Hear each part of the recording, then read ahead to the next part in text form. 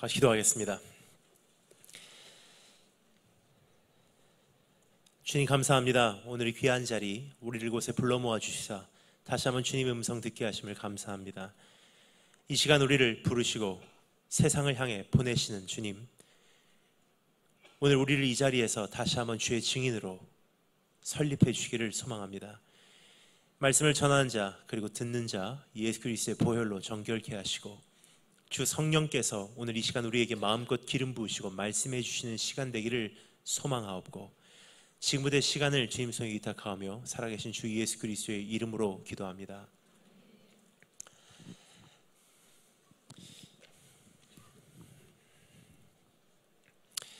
지금 주님께서는 마지막 시대를 향하여 주님의 증인들을 모집하고 있습니다. 주님께서는 그 증인을 오늘도 부르고 계시며 그 증인들을 이제 땅끝을 향해 파송하시기를 원하고 계십니다. 왜냐하면 주님께서는 어느 때나 그러셨듯이 반드시 주님의 성도들을 통해서 주님의 역사를 이루어 가시기 때문입니다. 결국 이 나라의 부흥도 열방의 변화도 주님 나라의 확장도 땅끝 복음의 성취도 우리에게 달렸다는 것입니다. 근데 그것은 어떠한 교인이라는 이름표를 달고 있는 우리가 아니라 참된 증인으로서 살아가는 우리에게 달렸다는 사실입니다. 주님께서 우리를 부르실 때 이제 어떻게 부르시나? 한 사람의 증인으로서 다시 한번 내가 설립되기 위하여 나에게 주시는 주님의 음성, 이제 다음과 같은 세 가지로 이 본문 말씀을 통해 우리 한번 들어보도록 하겠습니다. 첫 번째, 비전을 목격하라. 정말로 참된 증인으로서 설립되기를 원하냐? 그러면 이제는 비전을 목격해라. 두 번째, 권세를 회복하라. 그리고 세 번째, 사명을 성취하라. 이 세 가지를 여러분과 제가 오늘 이 본문 말씀에 귀를 기울여서 살펴보도록 하겠습니다. 그럼 첫 번째 한번 따라해 주시면 감사하겠습니다. 비전을 목격하라. 여러분, 우리는 모두 다 비전을 보기를 원합니다. 우리가 원하는 비전은요, 때로는 기도 응답 혹은 현실의 변화 혹은 문제의 해결이, 그것이 우리의 정말 원하는 비전 중에 하나가 아닌가 생각됩니다. 또 혹은 내가 주님 안에서 꾸고 있는 꿈을 우리는 그것을 일컬어 비전이라고 부를 때가 있습니다. 예를 들어서 내가 주님을 위해서 이러한 사역하기를 원합니다. 혹은 내가 주님을 위해서 이러한 선교 활동을 하기를 원합니다.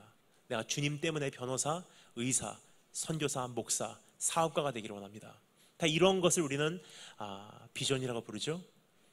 근데 중요한 것은요, 우리가 보기를 원하는 비전하고 주님께서 우리에게 보이시기를 원하는 비전하고는 때로는 너무나 차이가 있다는 사실입니다. 사실상 여러분, 이 비전이라는 단어는요, 성경적으로 볼 때 내가 보기를 원하는 비전이라는 것은 성경에서 말하는 비전과는 조금 다르다는 것입니다. 창세기 1장부터 요한계시록 22장까지 성경 전체에서 이 비전이라는 단어가 몇 번 등장을 합니다. 근데 단 한 번도 내가 주님을 위해서 무엇을 하기를 원하나 혹은 내가 무엇을 보기를 원하냐로 연관시켜 비전이라고 성경은 일컬은 적이 없다는 것입니다. 성경에서 이 비전이라는 단어를 사용할 때는요, 한 가지를 향해서 비전이라고 우리에게 말해주고 있습니다. 그것은 무엇이냐? 이렇게 번역합니다. The revelation of God, 여호와의 묵시라. 즉 내가 보기를 원하는 비전이 아니라 하나님께서 나에게 무엇을 보여주시기를 원하시냐예요.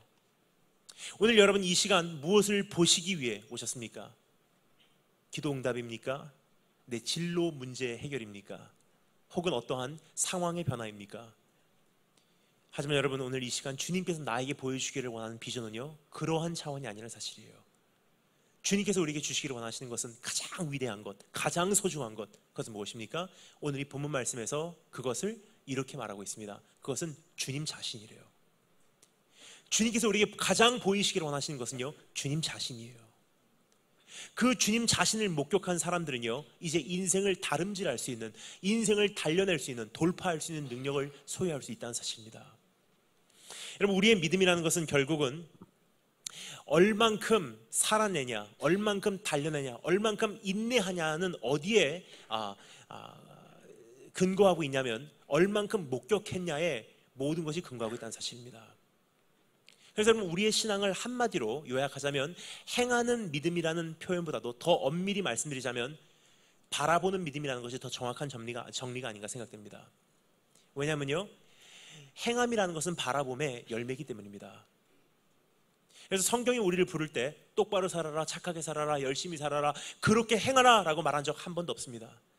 성경이 우리에게 부르시는 부르심은 다음과 같습니다. 믿음의 주요 너를 온전케 하시리인 예수를 바라보라.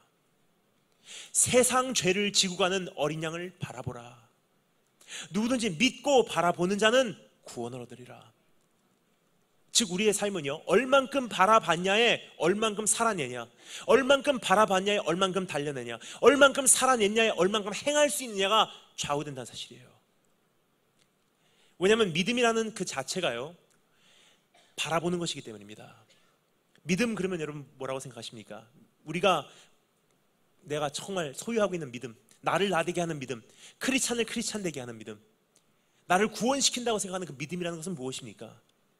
하나님의 존재를 믿는 것 아니에요. 야고보서에서 분명히 이렇게 정리합니다. 사탄, 마귀도 하나님이 존재하는 것을 믿고 있대요.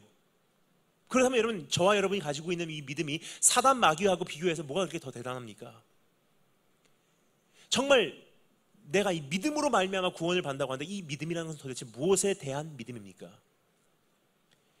기도응답에 대한 믿음입니까? 현실 변화에 대한 믿음입니까? 만약에 그 기도 응답이요, 내가 기도했던 대로 안 이루어지면 여러분 어떻게 하실래요? 그러면 믿음이라는 것은 무엇인가라는 질문을 했을 때 성경은 다음과 같이 이것을 우리에게 정리해주고 있습니다. 히브리서 저자가 그 비밀을 우리에게 풀어주고 있어요. 믿음은 보이지 않는 것의 실상이래요. 무슨 뜻입니까? 바로 이런 뜻입니다.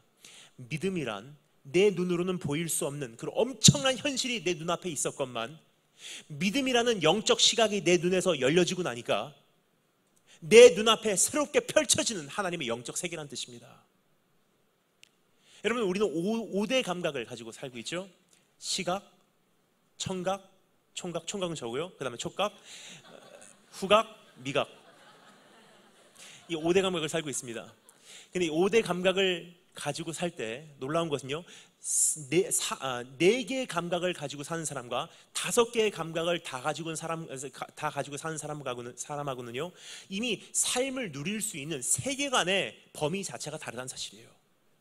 예를 들어서 여러분, 시각이 없는 사람에게 아무리 빨간색이 존재한다는 사실을 아무리 설명을 해도요, 그 사람은 이해는 하겠죠. 그 사람은 납득은 하겠죠. 믿겠죠. 하지만 그 사람의 세계관 안에는요, 빨간색이라는 색은 존재하지 않습니다. 하지만 시각이 열리는 순간 어떻게 되죠? 이제까지 절대로 없다고 장담했던 그 세상이 열려버리는 거예요.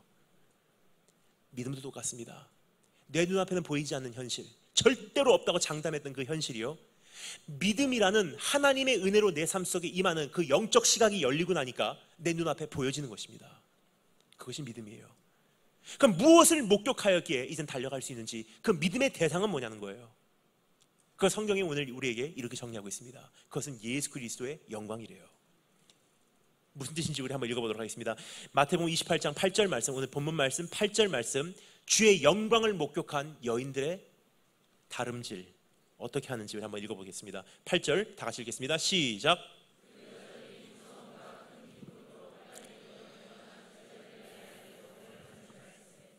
여기 그 여인들이요, 예수 그리스도의 부활, 그 부활을 통한 하나님의 영광을 목격하고 다름질하기 시작합니다.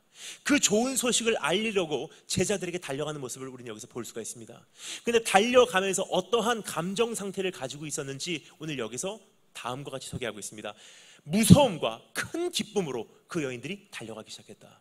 여기 굉장히 희한한 콤비네이션이에요. 여러분, 무서움과 큰 기쁨이라는 이 표현은요, 흔한 표현이 아닙니다. 왜냐, 이 두 가지 감정은 공존할 수가 없는 감정이에요. 그럼 성경에 보면요, 이 무서움과 큰 기쁨이 공존할 수 있는 유일한 한 가지 틀이 있습니다. 그것은 무엇이냐? 여호와 하나님의 영광이에요. 엄청난 영광을 목격한 사람들의 반응은 무엇입니까? 두려움과 떨림으로 그 하나님의 임재 속으로 들어가지만 동시에 그 안에서 내려침을 당하지 않고 그 영광에 참여할 수 있는 말할 수 없는 기쁨과 행복이 그 안에서 있었다는 사실이에요. 하나님의 영광을 목격한 사람들의 반응은 무엇입니까? 무서움과 기쁨입니다. 즉 이 여인들은요, 예수 그리스도의 부활을 통한 하나님의 영광 전체를 목격하고 이제는 인생을 돌파하기 시작하는 것을 우리는 여기서 볼 수가 있습니다. 다시 한번 정리합니다. 얼만큼 목격했냐에 따라서 얼만큼 강력하게 단련해나가 정해진다는 사실이에요. 여러분, 우리도 이제는 믿음을 통해서 볼 수가 있습니다. 비록 이 육안으로는 보일 수 없지만 하나님의 은혜로 내 인생에 쏟아부어주시는 이 영적 시각이 열려버림으로써 이젠 시간과 공간을 초월해서 2000년 전 십자가 현장으로 돌아갈 수 있다는 사실이에요. 그러면 2000년 전 십자가 사건이 일어났을 그 현장으로 돌아가면 무엇을 목격할 수 있습니까? 천지를 창조하신 하나님께서 성육신을 입으시고 예수 그리스도가 십자가에 못 박혀 저와 여러분을 위해서 피투성이 된 채로 물과 피 다 쏟아내시고 죽으신 그 현장을 여러분 정말로 목격한다면 어찌 마음을 다하고 성품을 다하고 힘을 다하여 하나님을 사랑 안 할래야 안 할 수가 있겠습니까? 반대로 말씀드리겠습니다. 그분을 마음을 다하고 성품을 다하고 힘을 다하여 사랑을 못한다는 것은요, 아니 거기에 미달된다는 것은요, 이거로는 알고 있지만 믿음을 통해서 그것을 목격하지 못했다는 뜻입니다. 즉 증인은 아니란 뜻이에요. 여러분, 증인 그러면 여러분 무슨 생각하십니까? 가서 증언한 사람? 맞습니다. 하지만 그것은 열매예요. 행위는 바라봄의 열매이기 때문입니다. 아무리 그 증거하는 것이 중요하다고 해도요, 자기 자신이 목격해본 경험이 없는데 그것을 증언하는 것은 뭐라 그러죠? 거짓 증언이에요. 그럼 증인의 본질은 무엇이냐? 목격한 경험이 있다는 거예요. 무엇을 목격했냐? 우리 같은 경우는 예수 그리스도의 십자가의 사건을 목격한 경험이 있는 사람들이 증인이에요. 그 다음에 즉각적으로 일어나는 현상이 무엇입니까? 증거예요. 증언입니다. 여러분, 우리가 증인된 삶을 살자 그러면 우리가 갖고 전도하는 것 혹은 선교하는 것만 생각합니다. 하지만 가장 중요한 것은요, 내가 예수님 만나냐는 거예요. 예수님을 만난다는 것은요, 그냥 나도 예수님을 영접합니다, 내 마음에 들어와 주세요, 내 마음을 엽니다, 내 주인이 되주세요, 예수님 이름으로 기도합니다, 아멘, 구원받았습니다, 아닙니다. 그것은 우리에게 한 말이 아니라 마음으로 믿어 의에 이르고 입으로 시인하여 구원에 이른다는 것은요, 우리에게 한 말이 아니라 2000년 전에 핍박의 시대에 초대교회 유대인들이 했던 말씀이에요. 그 당시 유대인들이요, 나도 예수 메시아를 내 인생의 구세주로 영접합니다. 무슨 뜻인지 아세요? 나 죽어도 괜찮습니다. 나 그토록 기다리던 그 메시아가 예수임을 드디어 내가 발견하였기에 이분의 죽음이 이제 나의 죽음이요, 이분의 부활이 나의 부활입니다. 그래서 나는 이제는 인생의 부활을 발견했기에 난 이제는 죽어도 한이 없습니다. 난 예수를 영접하겠습니다. 그 뜻이었었어요. 2000년 후에 사는 우리들도요, 똑같은 마음으로 그분을 시인하면요, 구원이 있겠죠. 하지만 많은 경우 우리의 믿음은 어떻습니까? 자, 따라서 읽어보세요. 예수님은 당신을 사랑하십니다. 읽었어요. 나도 예수님 영접합니다. 자, 나도 기도문 따라서 읽어보세요. 그거 주문 외우듯이 외웠다고 내가 구원받은 줄 착각하고 어떤 행위도 없고 하나님에 대해서 사랑하는 마음도 없는데 평생 살아가는 것은요, 결국 마지막까지 가서는 어떻게 되죠? 주님께서 말씀하십니다. 내가 너를 도무지 알지 못하노라. 여러분, 주님께도 버림받는 정도의 차원이 아니에요. 사탄도 우리를 무시해요. 내가 예수도 알고 내가 바울도 아는데 넌 누구냐 그래요. 여러분, 예수님께도 버림받고 사탄에게도 버림받는 존재 되지 마시기 바랍니다. 굉장히 비참한 존재예요. 여러분, 증인의 모습은요, 결국 바라보면서 탄생이 됩니다. 여러분, 바라보신 적이 있으십니까? 바라보기 위해서는 이제는 우리가 한 가지가 필요해요. 다시 한번 우리의 본질적인 기도로 돌아와야 됩니다. 그것은 무엇입니까? 먼저 그 나라와 그 의를 구하라. 즉 정말 하나님께서 나에게 보이시는 것을, 내가 보이시기를 원하시는 것을, 그것을 목격하기 위해 기도하라는 뜻이에요. 그래서 우리의 기도가 하나님 문제 변화시켜 주세요, 내 현실 변화시켜 주세요, 나에게 기도 응답 허락해 주세요가 아니라 하나님 내 눈을 열어 주의 영광을 보게 하소서. 하나님께서 십자가상에서 나를 어디까지 참으셨는지, 어디까지 신실하신지 나로 하여금 목격하게 하시고, 어디까지 사랑하셨는지를 나로 하여금 깨닫게 하시고, 나를 어디까지 주님께서 참으셨는지를 깨닫게 하시고. 그 문제가 있습니다. 지금 거의 다 대한민국에 살고 있는 우리들의 삶 속에서는요, 그것을 경험할 기회가 없습니다. 아무리 믿어야지, 아무리 그것을 경험해야지, 하나님을 알아야지 해도요, 굉장히 힘들어요. 그런데 여러분, 유일한 방법이 있어요.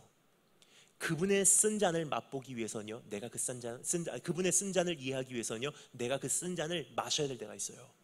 그것을 성경에서 말합니다. 고난에 동참한다.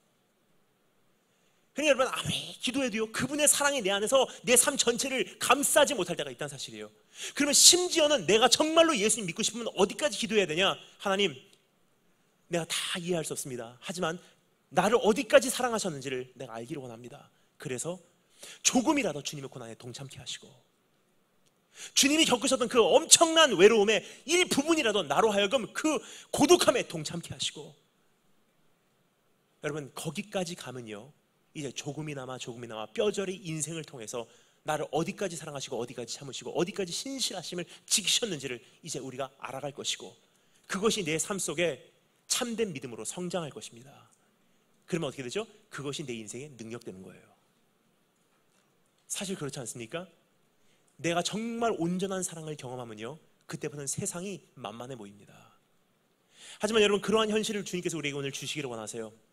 하지만 그때나 지금이나 다음과 같은 세 가지 종류의 반응을 보이는 사람들이 있습니다. 우리 한번 살펴보겠습니다. 첫 번째 종류의 사람들은요, 한번 따라해 주시면 감사하겠습니다. 마음이 완악한 사람. 시간 관계상 읽지는 않겠습니다. 하지만 이 말씀은요, 11절부터 15절까지 기록된 말씀입니다. 어떤 사람들이냐면요, 그 당시 종교 지도자들, 사두개인들, 바리새인들, 예수 그리스도께서 부활하신 사실이 너무나 명백하게 앞에 펼쳐졌음에도 불구하고 어떻게 하죠? 군인들에게 돈을 줘서 군인들이 입을 막아버리고 그 사실을 부정해버려요. 무엇입니까? 눈앞에 너무나 명백한 증거가 있는 현실임에도 불구하고, 하나님의 영광이 드러나고 있음에도 불구하고, 나에게 너무나 강력하게 다가오고 있음에도 불구하고 어떻게 해요? 나의 선택으로, 나의 의지로 거절해버리는 거예요. 근데 그것은요, 그때 당시만이 아니라 오늘 이 자리에도 분명히 그런 분들이 계시다고 생각합니다. 돌아와라, 돌아와라, 돌아와라, 회개해라, 회개하라, 제발 좀 이제는 내가 너를 사랑한다는 사실을 알아줘라. 계속 하나님께서 호소하시건만 그 음성을 듣고 있음에도 불구하고, 수많은 종들이 와서 그것을 말씀하고 있는데도 불구하고 믿기 싫은 거예요. 끝까지 거절하는 거예요. 여러분, 오늘 그러한 자리에 내가 서 있다면 다시 한번 하나님 앞에 내 자신을 포기하시고 그 사랑 앞에 굴복하고 돌아오신 축복이 있으기를 주님으로 축원합니다. 두 번째 종류의 사람은 어떤 사람입니까? 첫 번째는 마음이 완악한 사람, 두 번째 따라해 주시면 감사했습니다. 의심하는 자. 여러분, 의심하는 자들도 그때나 지금이나 똑같이 있는 것 같아요.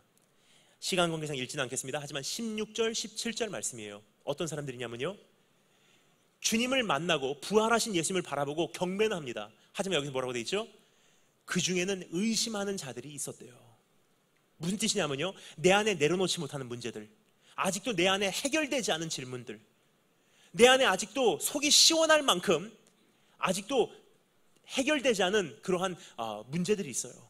그것 때문에 하나님 앞에 아직 올인하지 못한 사람들이에요. 근데 여러분, 그런 사람들도 그때 당시뿐만이 아니라 오늘 이 자리에도 계시다고 생각을 합니다. 하나님, 그 당시 왜 내 인생에 그러한 문제를 주셨습니까? 정말로 주님께서 나를 사랑하시다면 왜 그런 아픔을 나에게 주셨습니까? 지금 어디 계십니까? 아무리 기도해도 내 삶 속에 주님이 보이지 않습니다. 정말로 주님께서 성경에서 말씀하신 것만큼 나를 정말 사랑하신다면 왜 그런 아픔, 그런 고통, 그런 이별, 그런 죽음을 왜 허락하셨습니까?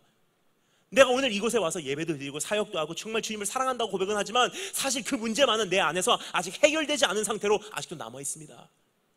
그럼 평생 주님하고 나하고 그 사이에 벽을 쌓아놓고 헌신이라는 이름으로 내가 주님을 섬기기는 하지만, 성도라는 이름으로 내가 주님께 예배는 드리지만 주님의 풍성한 삶을 주님의 풍성한 삶은 완전히 누리지 못한 채 한평생을 살아간 사람들이 너무나 많다는 사실입니다. 하지만 오늘 여러분 권면합니다. 오늘 내 안에 있었던 해결되지 않은 문제들을 오늘 다 내려놓으시고 하나님의 무한하신 지혜로 판단해 보실 때, 주님의 무한하신 사랑으로 판단해 보실 때, 내가 오늘 도저히 이해가 되지 않다 할지라도 그날 그렇게 할 수밖에 없었다는 하나님의 신실하심, 그날 그렇게 할 수밖에 없었던 하나님의 좋으심을 우리 한번 신뢰하고 오늘 잠시 내려놓으시고 주님을 받아들인다면요, 언젠가 주님께서 내가 속 시원할 만큼 나에게 답을 주세요. 그날까지 그분을 신뢰하시고 묵묵히 달려가신 축복이 있으기를 주님으로 축원합니다. 하지만 그뿐 아니라 세 번째 종류의 사람들이 있습니다. 세 번째, 따라하시면 감사하겠습니다. 목격한 자들. 이것도 시간 관계상 읽지는 않겠습니다. 하지만 9절부터 10절 말씀인데요, 어떤 사람들이냐, 예수 그리스도의 영광을 목격하고 이젠 그것으로 인해서 인생 자체가 뒤집어져 버린 거예요. 그리고 그것을 내 인생의 원동력 삼아 이젠 그것으로 평생을 달려가는 사람들입니다. 아무리 종교 지도자들이 예수 그리스도의 부활을 부정한다고 해도, 사회가 뭐라고 핍박한다고 해도 그때부터는 신경 쓰지 않아요. 내가 목격한 것이 분명하기 때문에 시대를 초월해버리고 문화를 역류해버려요. 여기서부터 참된 크리스찬들이 탄생된다는 사실입니다. 이 사람들이 증인이에요. 이 사람들이야말로 참된 제자라고 불리기에 합당한 사람들이 아닌가 생각됩니다. 여러분은 어떻습니까? 오늘 어떤 자리에 계십니까? 완악한 마음이십니까? 아직도 해결되지 않은 어떤 의심을 가지고 주님께 올인하지 못하는 경우가 있지 않나? 혹은 나는 오늘 정말로 예수 그리스도의 영광을 목격한 사람으로서, 하나님의 좋으심을 목격한 사람으로서, 정말 주님의 말할 수 없는 은혜를 목격한 사람으로서 오늘 힘차게 인생을 달려가고 있나? 내 자신을 한번 점검해 보시는 축복이 있으시길 주님으로 축원합니다. 여러분, 저는요 7년 전에 선교사로 파송을 받고 땅끝을 향해서 가겠다고 나왔어요. 근데 여러분, 사실상 땅끝을 가겠다고 나온 것 같지는 참 귀한데, 제가 생각했던 땅끝하고 진짜 현실적인 땅끝하고는 굉장히 다르더라고요. 전 처음에 이제 선교사를 헌신하고 이제 현장으로 나가면 땅끝을 향해서 가는 그 길목은요 굉장히 adventurous, 굉장히 exciting하고 여러 가지 모험이 있을 줄 알았어요. 저는 제 꿈에 정말 항상 그리던 제 그 선교의 어떤 인생은요, 이것을 위해서라면 내가 미국 생활 다 정리하고 내가 이러한 삶에 내 자신을 투입시키겠습니다 하고, 제가 그리던 그 선교사의 삶은 어떤 삶이냐? 중국 공안들에게 쫓겨다니고 아파트 2층에서 뛰어내리고 수갑 풀고서 독을 마셔도 막 살아나고, 죽은 사람 제가 지나가고 제 손수건만 던져 그 사람이 살아나고, 핍박당하고 중국의 가정교회들과 같이 막 중국말로 찬양 부르면서 순교의 현장에 서는 것을 제가 매일매일 상상을 했어요. 그래서 미국 생활을 이만큼도 미련이 없이 버려버리고 전 중국으로 돌아갔습니다. 근데 땅끝까지 가는 그 길목이요, 생각했던 것과 전혀 달라요. 그래서 오늘 특별히 청년분들에게 정말로 다시 한번 이 말씀을 드리고 싶어요. 땅끝의 현장은 어떤 현장이냐면요, 열매가 없는 현장이에요. 지금 우리 새로운 교회 같은 이러한 영적 토양에서는요, 청년들에게 모이잖아요. 그럼 말씀을 전하면 막 울고 주여 외치고 기도하고, 굉장히 즉각적인 그 사역의 열매를 바라보면서 사역자도 굉장히 흐뭇해요. 그러면 땅끝까지 가잖아요. 10년을 선교해도 한 사람을 못 건지는 분들이 태반이에요. 땅끝은 열매가 보이지 않는 곳이에요. 거기는 어떠한 모험도 없습니다. 그냥 가만히 앉아 있는 거예요. 그리고 땅끝에 또 한 가지 현실이 있습니다. 그것은 무엇이냐면요, 누구도 나를 양육해 주지 않는 곳이에요.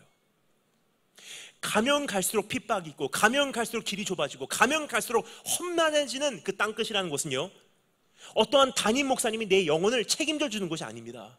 계속 나에게 어떠한 사람이 나에게 도전을 주고 영적으로 나를 세워주고 힘을 주는 것이 아니에요. 땅끝이라는 것은 자생하는 것이에요. 때로는 70몇 시간 혼자서 기차 타고 이동하면서 내가 주님 안에서 혼자 교제하지 않으면요, 내 영혼을 돌아볼 사람이 없습니다. 처음엔 그걸 모르고 출발했어요. 누군가가 저에게 이것을 미리 말씀해 주셨다면 조금이라도 준비하고 출발했을 거라고 생각합니다. 저는 이것을 제가 직접 들어가서 제가 부딪히면서 배웠어요. 그러다 보니까 얼마 안 가서 굉장히 목마르기 시작하더라고요. 참 희한한 것은요, 선교지로 나가니까 가장 먼저 공격이 있는 것은 무엇이냐? 제 구원관에 대한 그 확신이, 하나님 제가 정말 구원받았습니까? 정말 주님 나를 아직도 사랑하십니까? 왜냐? 크리스찬들하고 교제해 본 것도 몇 주 지났어요. 아무도 없는 곳에 이슬람권으로 이렇게 나가게 되면요, 정말로 때로는 내가 양육을 받고 싶은 그 갈증 때문에 내가 정말 사랑을 받고 있는지, 하나님이 혹시 나를 버리시지 않았는지 별의별 생각 다 듭니다, 여러분. 그러던 가운데 저는 제 마음에 한 가지 두려움이 생겼어요. 어느 날 하나님께서 저에게 병을 주시든지 아니면 무슨 핍박을 주시든지 사고를 당하게 하신지, 그래서 다시 한번 이 부족한 종을 세우실 줄 알았어요. 한 가지 분명한 것은 제 안에 엄청난 갈증이 있었던 것은 분명해요. 근데 어느 날 갑자기 제가 한국에 들어와서 이제 있는데 굉장히 제가 목마른 거예요. 영적으로 메말라 갔습니다. 근데 왠지 그날 아침에 새벽 기도를 가고 싶은 거예요. 왠지 가고 싶어요. 그래서 밤을 새고서 그날 아침에 새벽 기도를 막 달려갔어요. 근데 처음 가는 교회였었어요. 처음 가는 교회 가서 조용히 모자 쓰고 들어가서 뒤에 앉았습니다. 정말 허술한 그 교회 그 담임 목사님께서 그날 아침에 새벽 예배 말씀을 전하시는데, 자 하시면서 이제 첫 마디예요. 성경을 펴겠습니다 하고 성경을 폈는데 그 말씀이 그 이사야서 41장 말씀이에요. 딱 봤는데 그 말씀이 뭐냐면요, 가련하고 가난한 자가 물을 찾음에, 물을 구함에 물이 없어서 물이 없어서 그들의 혀가 마를 때 나 여호와가 그들에게 응답하겠고 나 이스라엘의 하나님이 그들을 버리지 아니할 것이며. 그 말씀 한마디를 듣는데 제가 거기서 박살이 나고 펑펑 울었습니다. 그러면서 제가 뭐라고 기도했는지 아세요? 하나님, 이것만 필요했어요. 아직도 나를 사랑하시고 계시다는 그 한마디 필요했습니다. 아직도 나를 떠나시지 않았다는 그 한마디 필요했어요. 그럼 때로는요, 하나님께서 우리에게 주시는 것이 엄청난 구원의 역사가 아니라도요, 내가 너를 아직도 사랑한다, 내가 너를 버리지 않았다, 내가 너를 정죄하지 않겠다, 상한 갈 때 꺼져가는 등불인 네 모습도 나에겐 참 귀하다, 아직도 할 수 있어. 그 한마디가 필요할 때가 있어요. 그날 거기서 제가 펑펑 울면서 참 희한합니다. 그때 일어나서 다시 달려갈 거라고는 생각도 못했어요. 뭐 구원의 엄청난 역사가 일어난 것도 아니고 내 삶 속에 하나님께서 뭐 엄청난 그 고난을 주셔서 제가 회개하고 돌아온 것도 아니에요. 그냥 한마디였었어요. 이건 마치 뭐하고 똑같냐면요, 정말 지친 어떤 선지자에게 바람 가운데도 하나님 안 계셨고 지진 가운데도 하나님 안 계셨고 불 가운데도 하나님 안 계셨고 세미한 목소리를 찾아오신 그분이 한 사람의 사역자를 세우시고 다시 한번 그것을 원동력 삼아서 달려가게 하시는 하나님의 위대하심이에요. 여러분, 하나님께서 우리를 달려가게 하실 때 무엇을 사용하시냐면요, 하나님의 좋으심을 보이세요. 나를 봐라, 내가 어디까지 너를 사랑하는지, 내가 어디까지 참고 있는지, 내가 어디까지 너를 위하여 내가 희생했는지, 그것을 조금만 봐도 이렇게 달려가는데, 여러분, 계속 우리의 고난과 아픔과 인생의 고독함과 역경을 통해서 그분의 좋으심을 경험하잖아요. 세상은 문제가 아니에요. 우리는 세상을 넉넉히 이기게 될 줄 믿습니다. 그래서 여러분, 오늘 우리가 기도할 때 이렇게 기도하면 좋겠습니다. 하나님, 내 눈을 열어서 주의 영광을 나에게 보이시고 하나님의 위대하심을 나로 하여금 목격해 하여 주시기를 소원합니다.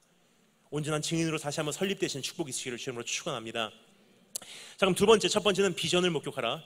주님 자신입니다. 두 번째 따라 감사했습니다. 권세를 회복하라. 여러분, 첫 번째 비전을 회복하라 그러면 막 벌써 엑사이팅하면 비전을 회복하라 따라 하십니다. 그렇죠? 근데 여기서 권세를 회복하라면 권세를 회복하라, 벌써 힘이 이게 빠지시는데 우리 다 같이 다시 한번 따라 하겠습니다. 권세를 회복하라. 18절 말씀을 통해서 우리에게 권세를 회복하라고 권면하신 주님의 음성 한번 직접 읽어보도록 하겠습니다. 18절 말씀 다 같이 한 목소리로 읽겠습니다. 시작.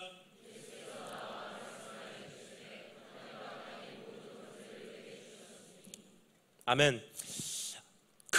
예수 그리스도의 영광을 바라본 사람들에게, 예수 그리스도 자신을 소유한 사람들에게, 그분과 결합한 사람들에게 주님께서 주시는 한 가지 즉각적인 그 축복이 있습니다. 그것은 무엇이냐면요, 권세 회복이에요. 주님을 만나고 내 인생이 뒤집어진다는 것은 무엇입니까? 권세 회복이라는 뜻이에요. 그리고 그것을 가지고 그 사람들은 증인으로서 땅끝까지 갈 수 있는 능력을 소유하게 된다는 사실입니다. 근데 권세 그러면 여러분 무슨 생각하세요? 병 고치고 죽은 사람 살리고 바다를 가르고. 그래서 성경에서 말하는 이 권세라는 것은 우리가 생각하는 파워가 아니에요. 그럼 성경에서 말하는 이 권세라는 것은 정확한 번역은 무엇이냐? authority, 다스리는 권세예요. 그 다스리는 권세 안에 바다야 잠잠하라도 있고, 다스리는 권세 안에 병마야 쫓겨나라도 있다는 사실이에요. 주님께서 나에게 정말 주시기로 원하신 것은 무엇이냐? 다스리는 권세, 정복하는 권세, 이기는 권세, 생육하고 번성하는 권세입니다. 근데 놀라운 것은요, 그것은 이미 주셨어요. 창세기 1장에 우리의 본질입니다. 그래서 제가 말씀드립니다. 권세를 가져라? 아니에요. 권세를 회복하래요. 왜냐? 내 안에 이미 있지만 잠재돼 버렸기 때문에. 예수 그리스도와 연합함과 동시에 다시 그것이 회복될 수 있다는 뜻입니다. 주님께서 창세기에 우리에게 무엇을 주셨다고 기록하죠? 하늘을 만드시고 땅을 만드시고 우리에게 말씀하십니다. 너희는 세상에서 생육하고 번성하고 정복하고 다스리래요. 권세를 주셨어요. 여러분, 우리 처음 만들어질 때부터 다스리는 자들이에요. 정복하는 자들입니다. 그것이 우리의 정체성이에요. 근데 문제가 있습니다. 자기 자신도조차 못 다스렸어요. 우리 선조들이 자기 욕심도조차 못 다스렸어요. 죄성도조차 못 다스렸어요. 자기의 식욕도조차, 내 다이어트조차 못 다스렸어요. 그럼 어떻게 하죠? 선악과 따먹어 버렸어요. 그러니까 그 다스릴 수 있는 자들만이 있을 수 있는 에덴이라는 곳에서 그 자격이 박탈당함과 동시에 거기서 쫓겨났어요. 하나님께서 한탄을 하시면서 이제 제발 좀 다스려라 하면서 아담의 후손 가인에게 첫 번째 살인사건을 일으킨 가인에게 뭐라고 말씀하시죠? 죄는 항상 네 앞에 있거니와 넌 죄를 다스려라. 제발 좀 다스려라. 네 아빠 닮지 마. 그런데도 계속 우리는 죄에게 정복당해버렸어요. 정복당하고 다스림을 당하고 왕노릇을 당하고 그러다 보니 어떻게 되죠? 이제는 노예 생활이 시작됩니다. 그것이 우리의 새로운 운명이에요. 대표적인 예가 뭐죠? 애굽에서의 노예 생활이에요. 근데 하나님께서는 거기서 끝나지 않습니다. 다시 한번 우리를 회복하시기를 원하세요. 다스림의 모습을 회복하시기를 원하십니다. 권세를 우리 안에 회복하시기를 원하세요. 왜 그렇습니까? 그것이 하나님의 형상이기 때문에. 이 땅이 다시 한번 하나님의 형상으로 회복되기 위해서는요, 우리 안에 권세를 회복하시지 않으면 안 된다는 사실이에요. 그래서 첫 번째 아담은 다스리지 못하고 다스림을 받았지만 하나님께서 이제 두 번째 아담을 보내셔서 다스리는 자의 권세를 회복하시기를 원하십니다. 그러기 위해서 그 두 번째 아담을 보내시기 위한 작전을 펼치시면서 아브라함의 씨앗을 선택하세요. 그리고 하나님께서는 이제 주님의 나라를 확장시키시며 결국은 두 번째 아담을 이 땅에 보내십니다. 예수 그리스도. 그럼 예수님께서 오셔서 어떻게 하시죠? 다스리세요. 다스리기 시작하십니다. 어떻게 해요? 자기 자신을 다스리시고 식욕을 다스리시고 욕심을 다스리시고. 어디까지 다스렸는 줄 아세요? 40일 금식하셨음에도 불구하고 돌을 떡으로 만드셨습니까? 아니에요. 식욕 다스려버렸어요. 다이어트. 다스리세요. 자기의 육신에 굴복하지 않는다는 사실이에요. 육신을 정복해버렸어요. 그 눈앞에 보이는 엄청난 광경을 바라보고 권위에게 지배를 당하는 것이 아니라 권위를 정복해버렸어요. 나 이거 필요 없다. 나 하나님께 다스림을 받겠습니다. 하나님만을 예배하겠습니다. 다스리시고 그러한 분이시기에 사람들이 놀랐어요. 왜냐? 이 사람들은 사두개인들과 바리새인과 같지 않고 권세 있는 자 같이 예수님께서 말씀을 외치시기 시작했기 때문입니다. 근데 거기서 끝나지 않습니다. 다스리시는데 어디까지 다스리셨는지 아세요? 자연도 다스리시고 자기 자신도 다스리시고 결국은 십자가의 그 현장까지 다스리셨어요. 빌라도의 법정에서 세상의 법으로 심판은 받지만 두려워하지 않습니다. 하나님 법정 바라보고 있어요. 하나님께서 오늘 나에게 대해서 어떻게 생각하십니까? 하나님께서 오케이 하시면 사람들이 뭐라 그래도 난 괜찮습니다. 정복하셨어요. 그리고 십자가상에서 어떻게 하시죠? 그 현장을 정복해버리세요. 기가 막힌 역사가 일어납니다. 천군 천사가 필요가 없더라고요. 예수 그리스도 그 권세 안에서 모든 것이 정복이 돼버리기 때문에 천군 천사를 내려오게 할 필요가 없었어요. 여러분, 전 사관학교 출신입니다. 사관학교 그러면 다 군사학만 전공하는 줄 아는데 아니에요. 군사학은 물론 합니다. 하지만 사관학교도 전공이 있어요. 제 전공은 심리학이었어요. 두려워 마십시오. 전 사관학교에서 4년간 심리학 전공했습니다. 근데 4년간 심리학 전공을 하면서 저는 놀란 게 있어요. 사람 몸이라는 것이 굉장히 잘 만들어졌어요. 예를 들어서 전쟁터에 나가서 군인들이 싸우다가 팔이 하나가 날아가잖아요. 폭탄이 터져서 눈이 빠지거나 얼굴에 큰 손상을, 얼굴에 큰 흉터를 갖게 되잖아요. 그러면 사람 몸이요, 자기의 어떠한 한계를 넘어가 버리는 통증을 경험하게 되면 몸 자체가 쇼크로 들어가 버려요. 그것을 쇼크라는 그 상태에 들어가게 됩니다. 그것은 무엇입니까? 몸 자체가 셧다운 해버리는 거예요. 더 이상 통증이 느껴지지 않도록 단절돼 버리는 거예요. 기절을 해버리든지 아니면 그냥 의식을 상실해 버리든지 아니면 눈을 뜨고 있어도 못 느끼는 거예요. 가만히 앉아 있어요. 그런데 여러분, 예수님의 십자가 사건 기억하십니까? 우리는요, 손가락 하나만 부러져도요, 내 손에 가시 하나만 제대로 박혀서 우리 어떻게 하죠? 가슴이 벌렁벌렁 뛰어요. 왜냐? 그것이 좀 더 심해지면 쇼크로 들어가는 거예요. 근데 이거 믿어지지 않는 거예요. 여기에 가시가 박혀 있다는 이 사실 자체가 믿어지지 않는 거예요. 이게 막 심장이 뛰면서 이거는 쇼크로 들어가요. 그 예수님 어떻습니까? 예수님께서 세상을 정복했다는 것은요, 못이 튕겨나갔다는 뜻이 아니에요. 십자가에 달려 계십니다. 근데 손에 못이 뚫고 들어가요. 그것을 목격하고 계십니다. 발에 못이 뚫고 들어오고 있어요. 창이 옆구리에 꼽힌 것을 보셨어요. 물과 피와 창자가 다 쏟아져 내리고 있어요. 얼굴의 형태는요, 알아볼 수 없을 만큼 하루 종일 맞았어요. 이젠 십자가에서 살아서 내려간다 한들 회복이 불가능해요. 그럼 보통 사람 같으면 어떻게 되죠? 정신 이상자가 되든지 쇼크로 들어가 버려요. 그럼 예수님 어떻게 하셨습니까? 아버지요, 이 죄를 그들에게 돌리지 마옵시고 나에게 돌리세요. 얘야, 걱정하지 마. 오늘 네가 나와 함께 낙원에 있을 거야. 어머니 보소서 아들입니다. 요한아, 네 어머니야 잘 모셔. 할 일 다 하고 돌아가세요. 뭐죠? 십자가를 다스리셨어요. 그리고 주님 나라 입성할 때는 어떻게 돌아가셨습니까? 하나님 보좌 우편에 앉으셨대요. 이런 보좌 우편이라는 것은요, 보좌 오른쪽이라는 뜻이 아니라 더 상징적인 의미가 더 강합니다. 그 당시 예수님의 시대에 왕의 보좌 우편이라는 것은요, 왕의 보좌 오른쪽이라는 뜻이 아니라 왕의 보좌 우편에 앉는 한 종류의 사람들이 있었어요. 누구냐면요, 한 지역을 점령하고 정복하고 이기고 돌아오는 장군들에게만 주어졌던 자리가 왕의 보좌 우편이에요. 그럼 예수님께서 십자가를 돌파하시고 왕의 보좌 우편에 앉으셨다는 것은요, 하나님의 보좌 우편에 앉으셨다는 건 무엇입니까? 세상을 정복했다는 뜻이에요. 그래서 주님께서 돌아가시기 전에 뭐라고 말씀하시죠?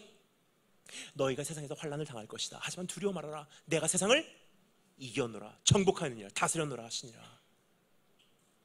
근데 여러분, 그분을 오늘 우리가 목격할 수 있어요. 영적 시각을 열어주심으로 그분의 엄청난 권세를 우리가 오늘 목격하고, 나를 어디까지 사랑하시고 어디까지 참으시고 어디까지 신실하심을 지켰는지를 내가 오늘 정말로 목격하잖아요.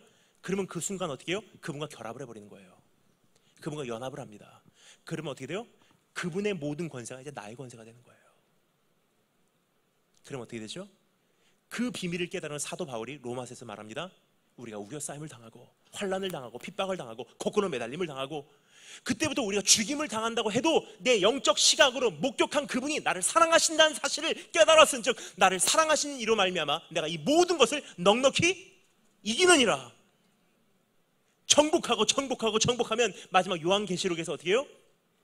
마지막 시대에 그 본질을 완전히 회복한 교회를 향해서 주님께서 뭐라고 말씀하십니까? 이기는 자는 그리고 주님 나라에 들어가게 하신다는 사실입니다. 결국 주님 나라 들어가는 사람들은요, 약한 사람들이 아니에요. 우리가 크리스찬 그러면 무슨 생각합니까? 크리스찬, 전부여 의지 없어서 두 손 들고 옵니다. 불쌍히 여겨 주시옵소서. 이게 크리스찬이라고 생각해요. 굉장히 약한 것이 크리스찬이라고 생각해요. 분명히 말씀드리겠습니다. 우리는 약한 데서 시작은 합니다. 심령이 가난한 자리에서, 애통하는 자리에서, 상한 갈대와 꺼져가는 등불의 모습에서, 질그릇과 같은 우리의 현실에서 시작은 해요. 하지만 거기서 끝나서는 안 된다는 사실이에요. 진짜로 복음하고 연합을 하고 예수 그리스도와 연합을 하면요, 그때부터 우리가 권세를 얻습니다. 어떻게 되죠? 그분이 나를 어디까지 사랑하셨다는 사실을 정말 알잖아요. 가난이 두렵지 않아요. 그때부터는 어디까지 그분이 나를 포기하지 않으셨는지를 내가 정말 알잖아요. 죽음이 우리를 갈라놓지 못합니다.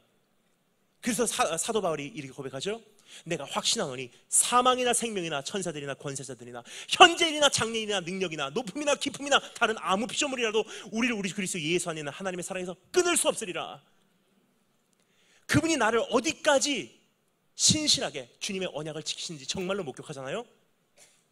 그럼 내 눈앞에 있는 어떠한 현실이 문제가 되지 않다는 사실이에요. 그래서 성경이 그 비밀을 이렇게 정리하고 있습니다. 온전한 사랑은 모든 두려움을 몰아내느니. 그러면요, 정말로 예수님을 알고 그 영광을 목격하고 그 영광을 목격한 증인으로서 내가 이 한 평생을 살아간다면요, 두려움이 있을까요? 없을까요? 없습니다. 그 비밀을 알았던 사도 바울은 말합니다. 죽음도 나에게는 유익함이라. 그 사람들이 들어가는 곳이 천국이에요. 아니, 그 사람들이 이미 이 땅에서 누리는 것이 천국이에요. 주 예수와 동행하니 초막이나 궁궐이나 그 어디나 하늘나라. 그리고 내가 마지막 숨을 내쉴 때 내 인생이 영원토록 연장이 되는 현실이 천국 현실입니다. 그러면요, 반대로 지옥에 들어가는 사람들은 어떤 사람들이죠? 요한계시록에 보면요, 지옥에 들어가는, 지옥 풀무불에 들어가는 사람들의 죄명이, 그 목록이 나와요. 첫 번째 죄명이 뭔지 아십니까? 두려워하는 자들. 왜 그렇습니까? 주님과 결합하지 않았다는 뜻이에요. 이걸로는 알고 있어도 나를 어디까지 사랑하셨는지를 믿음이라는 영적 시각을 통해서 바라보지 못했기에, 즉 그는 믿지 않는 자예요. 교인이라는 이름표는 달고 사역은 하고, 교인이라는 이름표는 달고 평생 주님을 따라간다고는 해요. 하지만 인생을 보잖아요. 두려움투성이에요. 버림받을까 봐 두렵고, 거절당할까 봐 두렵고, 가난이 두렵고, 사람이 두렵고, 세상이 두렵고, 죽음이 두렵고, 실패하는 것이 두렵고, 열등감 때문에 시달리고, 성공해도 잃을까 봐 두렵고, 평생을 두려워요. 이게 뭐죠? 지옥 그 자체입니다. 지옥 그 자체를 살다가 죽는 날 어떻게 되죠? 주님께서 말씀하십니다. 천국도 연장해 주시듯이 지옥도 그 현실을 연장해 주는 것이 영원한 지옥이에요. 예수 믿는 사람들은요, 오늘부터 천국이 현실이고, 예수 믿지 않는 사람들은 오늘부터 지옥이 현실이에요. 여러분 어떠십니까? 목격하신 적 있으십니까? 다른 말로 표현합니다. 마음을 다하고 성품을 다하고 힘을 다하여 나를 거기까지 사랑해 주신 여호와 하나님을 사랑하고 계십니까? 다른 말로 표현하겠습니다. 오늘 그분의 사랑 때문에 두려움을 초월하셨습니까? 내가 정말 크리스찬인지, 내가 정말 구원받은지 알 수 있는 방법은요, 바로 이러한 질문들입니다. 한번 점검하시고, 혹시나 내 안에 그러한 구원이 아직 없다면 오늘 다시 한번 하나님 앞에 낮아지시고 그 은혜를 간구하시는 축복이 있기를 주님으로 축원합니다. 마지막 세 번째, 따라서 한번 했습니다. 사명을 성취하라.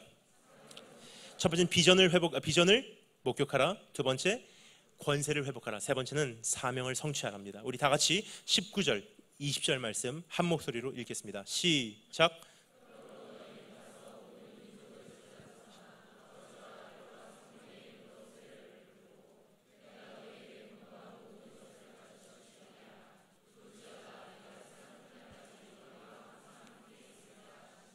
아멘. 주님께서 우리에게 주님 자신이라는 비전을 보이시고요, 우리를 능력자로 삼으시고 권세를 회복시키시고, 이제는 세상 끝날까지, 다른 말로 표현합니다, 땅 끝까지 우리를 파송하십니다. 우리를 보내십니다. 증인으로서. 여러분, 근데 증인으로서 보내실 때 우리에게 사명도 허락해 주십니다. 즉, 내가 변호사든 의사든 사업가든 학생이든 주부든 관계없습니다. 한 가지 분명한 것은 우리 모두가 증인이라면 제자예요. 크리스찬이라면 제자입니다. 구원을 받았다면 제자예요. 그럼 제자의 사명은 무엇이냐? 내가 기도응답 받고 내 가정 잘 꾸리고 내 사업 잘하고 내 인생을 펼쳐가는 것이 아닙니다. 제자의 사명은 한 가지예요. 내가 의사건 변호사건 평신도건 목사건 선교사건 관계없습니다. 학생이건 사업가든 관계없습니다. 제자라면 한 가지 사명이에요.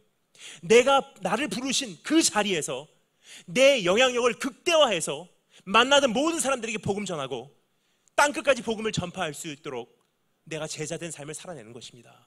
증인된 삶을 살아내는, 증언하는 삶을 살아내는 그 삶이에요. 그래서 성경에서 뭐라고 말하죠? 제자를 삼으라. 근데 한 가지 의문이 있습니다. 어떻게 제자를 삼습니까? 라는 질문이에요. 여기서 다음과 같은 세 가지로 제자를 삼는 방법에 대해서 우리에게 정리해 주고 있습니다. 한번 살펴보겠습니다. 첫 번째, 가라. 두 번째, 세례를 주어라. 세 번째, 가르쳐라. 그럼 첫 번째 단어를 한번 했습니다. 가라. 참 목소리가 점점 약해지고 있습니다. 다시 한번 가라. 여러분, 그 제자를 삼기 위한 첫 번째 방법은요, 오라가 아니에요. 우리 교회로 오십시오가 아닙니다. 첫 번째 조건은 뭐냐? 너 예수 생명 소유하고 있니? 너 정말 구원받았니? 세상을 다스릴 수 있는 권세, 네 자신을 다스릴 수 있는 권세, 그거 정말 소유하고 있니? 이젠 두려워하지 마. 세상으로 돌아가. 가정으로 돌아가. 핍박의 현장으로 돌아가. 회식 자리로 돌아가. 예수를 인정하지 않는 학교로 돌아가. 이게 뭐죠? 소금이에요. 여러분, 소금이라는 것은요, 주님께서 우리에게 지어주신 별명입니다. 소금의 특징이 뭔지 아십니까? 여러분, 소금 그리면 우리는 지금 이해할 수가 없어요. 왜냐? 홈플러스만 가도요, 한 보따리를 살 수 있어요, 소금을. 근데 여러분, 그 당시만 해도, 예수님 시대만 해도요, 소금이 굉장히 귀했어요. 그렇죠? 바다에서 직접 재배를 하기 때문에 소금이 떨어지면 어떻게 해요? 옆집으로 얻으러 갔어요. 굉장히 귀한 것이 소금이에요. 근데 소금의 역할은 두 가지예요. 짠맛을 내는 것, 두 번째, 부패해 가는 것을 방지하기 위한 방부제 역할이에요. 그럼 정말 귀한 이 소금을요, 짠맛을 낼 때도 사용하지만 방부제로 사용할 때는 어떻게 하죠? 이것을 뿌려요. 근데 이 소금을, 귀한 소금을요, 어떻게 뿌릴까요? 막 뿌릴까요? 아니면 꼭 뿌려야 되는 데만 뿌릴까요? 꼭 뿌려야 되는 데만 뿌립니다. 왜냐? 한정이 됐기 때문에, 이 양이. 그럼 여러분, 꼭 뿌리는 데는 어디죠? 썩지 않는 것에도 뿌릴까요? 아니면 썩는 것에만 뿌릴까요? 썩는 것에만 뿌립니다. 주님께서 우리에게 뭐라고 말씀하십니까? 너희는 세상의 소금이래요. 즉 너희가 가야 될 자리가 있어. 크리스찬으로서 분배돼야 될 자리가 있어. 크리스찬으로서 배치돼야 될 자리가 있어. 우리의 관심은 가면 갈수록 핍박이 심해지고, 가면 갈수록 세상이 우리를 향한 어떠한 시선이 차가워지고, 정말 크리스찬으로 정말 이 시대에 믿음 지키기 어려워지면 어떻게 되죠? 크리스찬의 특성, 뭉치기 시작합니다. 여러분, 소금이 뭉치기 시작해서 덩어리가 되면 어떻게 되죠? 길가에 버려서 짓밟아 버려요. 깨트려야지 소금이 짠맛을 낼 수 있기 때문입니다. 근데 우리의 현재의 특성은 뭐죠? 뭉쳐버린 소금 덩어리가 되어버렸어요. 여러분, 소금 덩어리는요 아무짝에도 필요 없습니다. 주님께서 그것을 짓밟아서 깨트려 버리세요. 그럼 소금의 특징은 무엇입니까? 퍼져야 되는데 어떻게 퍼집니까? 꼭 퍼져야 되는, 부패되는 자리로, 썩어가는 그 현장으로 우리가 퍼져야 돼요. 여기까지 말씀드리면요, 어떤 분 이렇게 생각하십니다. 이미 퍼지고 있습니다. 근데 여러분, 분명한 것은요, 통계를 말씀드리겠습니다. 지금 온 세계에 있는 기독교 자원, 기독교 젊은이들, 우리의 복음, 우리의 시간, 우리의 관심, 우리의 물질, 우리의 수도 없이 많은 투자가 98%가 우리를 위해서 사용되고 있지, 나머지 2%만 한 번도 복음을 들어보지 못한 썩어가는 세상을 위해서 사용되고 있다는 사실이에요. 98% 여러분 무엇을 위해서 쓰여진 줄 아십니까? 어떻게 하면 더 좋은 말씀 들을까? 어떻게 하면 내 신앙을 업그레이드 할까? 어떻게 하면 더 좋은 예배를 드릴 수 있을까? 어떻게 하면 더 좋은 예배당을 가질 수 있을까? 어떻게 하면 더 화려한 예배를 드릴 수 있을까? 어떻게 하면 더 업그레이드 할 수 있을까? 업그레이드. 근데 나머지 2%만 한 번도 복음을 들어보지 못한 사람들에게 우리의 자원이 가고 있다는 뜻이에요. 그러면 여러분, 정말 땅끝까지 복음이 전파되어서 주님 오시게 하는 그 일을 가로막고 있는 것은 이슬람도 아니고 북한도 아니고 공산주의도 아니에요. 이미 엄청난 자원을 맡은 우리가 경영을 잘못해서 이 자원이 부패된 자리로 가지 못하기에 세상이 썩어 들어가고 있다는 사실이고, 세상이 썩어 들어가는 것은 여러분 결국 우리 책임이라는 뜻입니다. 그럼 여러분, 우리가 왜 이렇게 됐을까요? 우리도 모르는 사이에 세상을 무서워해서 모이기 시작했어요. 실패가 무서워서 모이기 시작했어요. 하지만 주님께서 말씀하십니다. 권세가 회복되지 않으니 세상을 두려워하지 마, 가난을 두려워하지 마, 사람들에게 인정 못 받는 것을 두려워하지 마. 그리고 이제는 그 두려움을 극복하면 어떻게 해요? 돌아가래요, 다시. 여러분, 회식 자리 돌아가시기 바랍니다. 거기서 어떻게 하는 줄 아세요? 다스리세요. 안 먹습니다. 하지만 난 크리스찬입니다. 여기서 지키겠습니다. 제 대학생 때 그렇게 했는데 엄청난 열매를 하나님께 주셨어요. 사관학교 그러면요, 여러분 어떻게 생각하세요? 사관학교 그러면 굉장히 멋있는 남자들만 다니는 거라고 생각하십니까? 아닙니다. 너무 술을 많이 먹고 그 여자들을 좋아하는 사람들이 사관생도예요. 그리고 자기네들이 멋있는 거 알고 있어요. 그러니까 저는 거기서 학교 다니면서 굉장히 힘들었던 것이 모든 것이 술 문화예요. 그럼 저는 어떻게 하겠습니까? 난 안 갑니다. 난 성별돼야 됩니다. 하고 안 가겠습니까? 아니에요. 그건 하나님 뜻이 아닙니다. 이미 그 자리를 초월하고 그 자리를 다스릴 수 있는 권세를 내 안에 주셨어요. 그럼 어떻게 합니까? 저는 가요. 근데 다스립니다. 어떻게 다스리냐면요, 친구들 다 술 먹고 있어요. 저는 가는데 다른 약한 사람이, 연약한 사람이 저를 보고 실족해서는 안 되잖아요. 그래서 저는 가되 꼭 캔으로 시켜요. 콜라를 새빨간색 다 마셔도 빈 깡통 들고 다닙니다. 왜냐, 누가 어디서 봐도 난 콜라 마십니다. 그러면서 친구들하고 대화하고 정상적인 대화를 해요. 그러면 딱 마치잖아요. 술 먹은 사람들, 미국 보면 the designated driver, 대리운전입니다. 술 먹은 친구들 다 자동차에 태워서 저만 술 안 먹었기 때문에 다 각자 내부반으로 돌려보내고 전 들어와요. 그러니까 어떻게 되죠? 그것이 한 번, 두 번 쌓이다 보니까 정작 친구들이 문제가 생기잖아요. 나는 성별됐습니다 하고 기숙사 안에만 박혀있는 그 사람들에게 찾아가는 것이 아니라 실질적인 문제를 가지고 저에게 찾아와요. 그들에게 복음 전합니다. 여러분, 크리스찬들의 문제는요, 세상을 두려워하는 근본적인 문제 때문에 우리끼리 모이는 것이 문제예요. 하지만 정말로 그 권세가 회복되면 세상으로 돌아가. 예수를 인정하는, 이미 썩지 않는 그 본질을 가지고 있는 사람들끼리만 모여서 학교 다니는 거 하나님 뜻이 아니래요. 너를 핍박하고 기독 동아리를 더 이상 펼칠 수 없고 그런 학교로 네가 돌아가라. 거기서 예수 혁명을 일으키고 한 사람이라도 거기서 복음 전해라. 다시 그 회사로, 다시 그 가정으로, 다시 그 현장으로, 현실로, 학교로 돌아가신 축복이 있기를 주님을 축원합니다. 그래서 주님께서 말씀하세요. 가라. 두 번째 하나님 말씀하십니다. 세례를 주어라. 첫 번째 가는 거고요. 두 번째는 세례를 주는 것입니다. 여러분 세례를 준다 그러면 세례 예식을 거행하라는 뜻이구나 라고 생각을 하시는데, 세례 예식을 말하는 것도 있긴 하지만 더 중요한 의미가 있습니다. 여러분 저는요 장로교 출신입니다. 어려서 장로교에서 태어나서 장로교에서 유아 세례 받고 13살 때 저는 학습 받았어요. 그리고 평생 장로교에서 컸습니다. 중간에 이제 잠시 감리교 선교사님이 개척한 교회를 다니긴 했습니다. 그리고 미국 가서 신대원 다니면서 저는 미국 장로교에서 인턴십을 했어요. 6년간 미국 장로교에서 전도사 생활, 강도사 생활을 했어요. 그리고 이제 목사 안수를 준비하고 있었습니다. 근데 목사 안수 받기 일보 직전에 한 가지 변화가 일어납니다. 미국 장로교 PCUSA라는 미국 장로교가 동성연애자들에게 안수를 주기 시작합니다.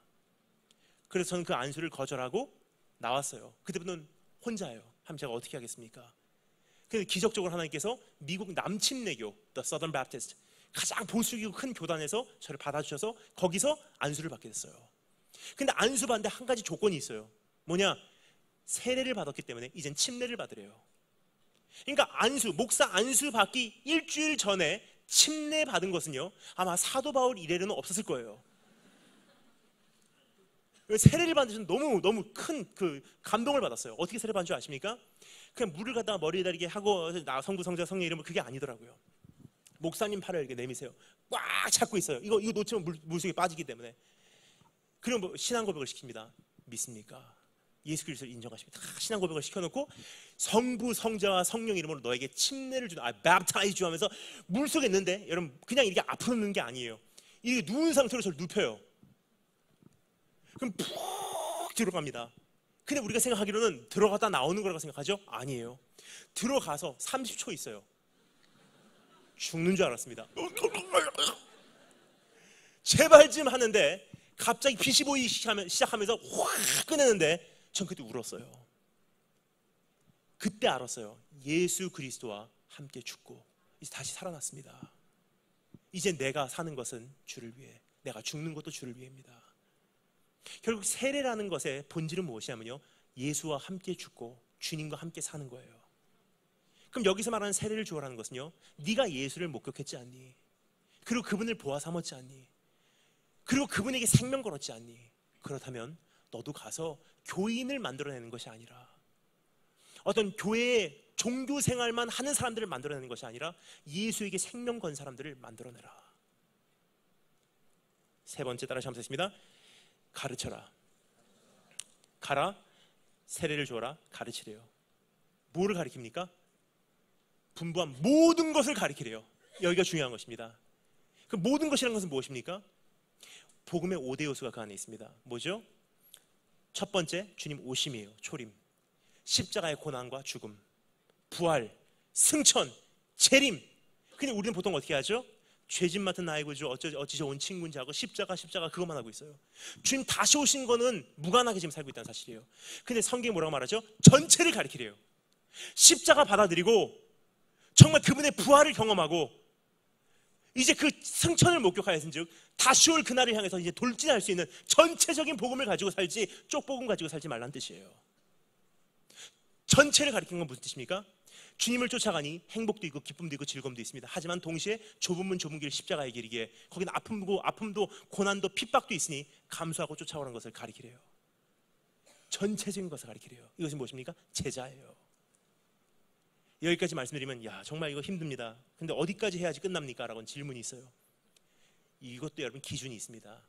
언제 끝나죠? 가르쳐 행하기까지. 가르쳐 행하게 하래요. 즉 행하게 하면 완성됐다는 뜻이에요. 그럼 파송입니다. 반대로 또 다른 말로 내가 행하는지 행하고 있지 않은지를 보면요, 내가 정말 제자인지 아닌지를 알 수 있다는 사실이에요. 여러분 어떠십니까? 주님의 계명 행하시고 계십니까?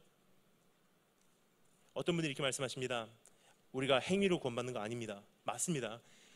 행위로 구원받는 거 아닙니다. 믿음으로 말미암아 하나님의 은혜로 값없이 우리가 구원받는 것은 분명합니다. 하지만 중요한 것은요, 영적 시각으로 믿음으로 그분을 바라봤을 때 내가 정말로 그 엄청난 은혜를 경험했다면요, 바로 살 수밖에 없다는 사실이에요.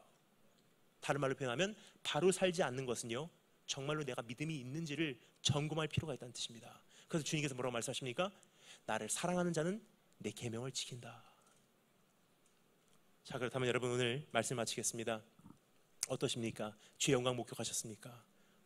세상을 두려워하거나 가난을 두려워하거나 사람을 두려워하고 그 권세를 상실한 채로 내가 살고 있지는 않은지, 오늘 내가 무엇을 위해 오늘 달려가고 있는지 내 자신을 한번 점검하시는 축복이 있을 줄 축원합니다. 다 같이 기도하겠습니다.